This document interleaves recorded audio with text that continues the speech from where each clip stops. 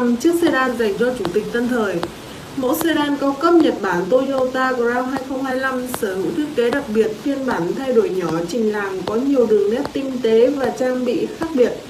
Bản nâng cấp từ thế hệ mới nhất Toyota Crown 2025 mang đến dáng vẻ tân thời, thể thao và hầm hố, không còn kiểu dáng xe mang phong cách trang nghiêm như trước.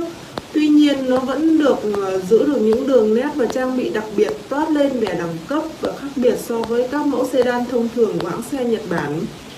Phiên bản Platinum cao cấp nhất của Toyota Crown 2025 được trang bị đèn pha bắt mắt, cần gạt nước kèm cảm biến mưa, cửa sổ trời toàn cảnh và la răng hợp kim 20 inch lớn hơn đi kèm với tùy chọn 2 tông màu sơn.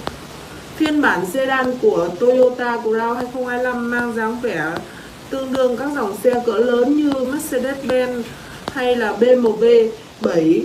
Cụ thể, xe có kích thước dài 5030mm x rộng 1890mm x cao 1470mm, chiều dài cơ sở lên tới 3000mm, giúp cho không gian nội thất trở nên rộng rãi và thoáng đãng. Di chuyển vào bên trong xe, khoang lái rộng rãi với cụm đồng hồ kỹ thuật số 12.3 inch và hệ thống thông tin giải trí 12.3 inch. Những điểm nổi bật khác trên Toyota Crown 2025 là có ghế trước chỉnh điện 8 hướng, tích hợp với chế độ sưởi, vô lăng bọc da và bộ sạc điện thoại thông minh không dây.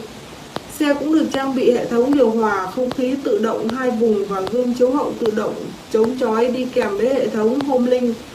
Vô lăng bọc da có sưởi, ghế trước có sưởi và thông gió, ghế sau có sưởi bọc da dài, giải âm thanh cao cấp JBL với 11 loa bố trí dàn trải bên trong xe.